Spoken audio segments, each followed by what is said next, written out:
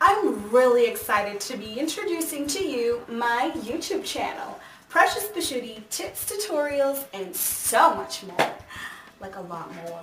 Like a lot more. Now here's how it will all go down. Every week I will be making available to you video tutorials. The first video, or part 1, will be pattern making tutorial, and the second week, which is part 2, will be the construction from the pattern to the finished product. If any of these tutorials and tips will be becoming useful to you, be sure to subscribe. You don't want to miss a week and you don't want to miss a video. Trust me, it's going to be really awful. Like, terrible for you. You're going to be behind.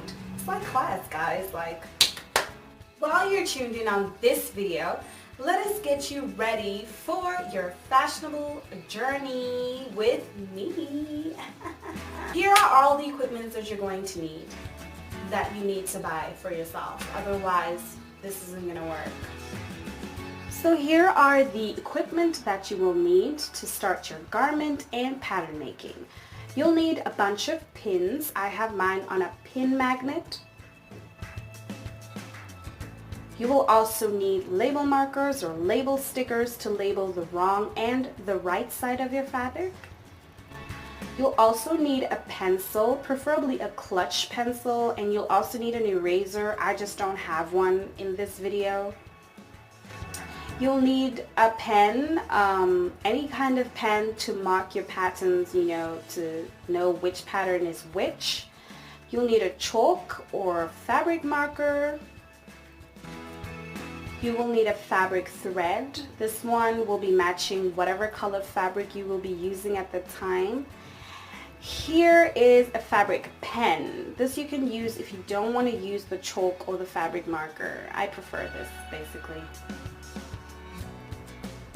Then you will need a seam ripper. This you will use to rip out the seams if you want to undo something and redo it again. Maybe you made a mistake somewhere. This is the little guy that you use. Then you will use this thing that you get in your mathematical set. I don't remember what they call it, but yeah, you will need it for contouring, which you will learn later on in the tutorials.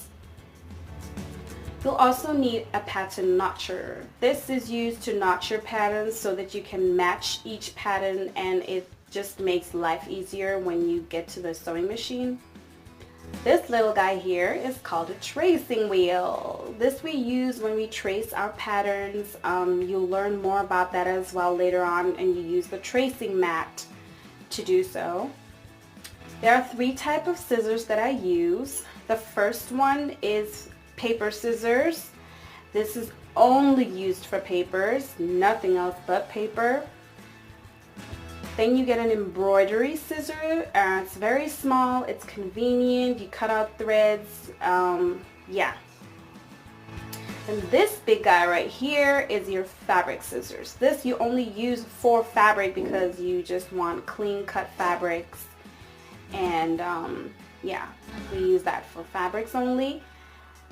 Then you need a measuring tape because obviously you need to measure your form, yourself, the person you're dealing with. You'll also need this for your patterns.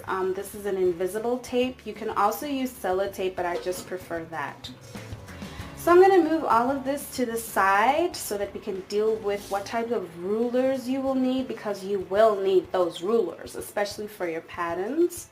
The first one is called an L shape, or an L set square. I don't know why they call it that, but nonetheless it's an L and it's a ruler, and you just use it for when you start off your patterns and etc.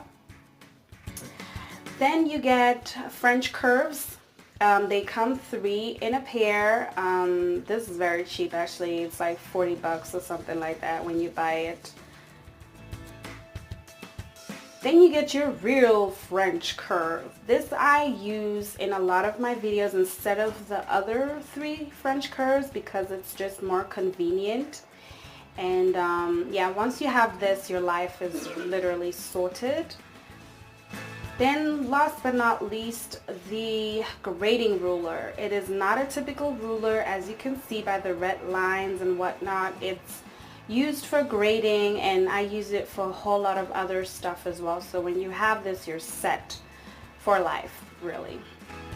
And then don't forget your tracing mat. As I've mentioned, this you use with your tracing wheel for your patterns, and it's just basically a black mat.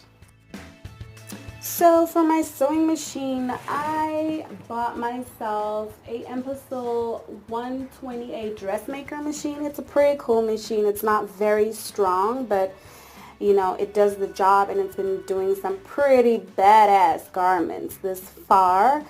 Yeah, it's a good machine. It's a good start of a machine. What I like about it is this little thing over here that chops off the threads, because I normally lose my scissors a lot during sewing. It also had a thread tension. It has a lot of thread options that you could use. Also, it does buttons, and it's a pretty cool machine for a start. It also has the free arm for when you want to put in your sleeves and stuff. And in this free arm box, you could actually put your stuff inside there if you're a person that loses stuff often, like myself. So going on to what I use to serge or to finish my garments, I have a Episode model S4D overlocker or serger, if you wanna. This is very convenient. It's very affordable. It's very nice. I love this free arm thing that they have on it, where I can use it for my sleeves and stuff. It's also very easy to thread, because it has a little guide on the inside that tells you what to thread where and how, and that's just pretty awesome. It's a very small machine, but it's a good start off for an overlocker. And the nice thing is that once you have thread this, it's really awesome. You just change the thread. It's very easy. I'll do a video on that too one day. Just leave it in the comment if you would like me to do so.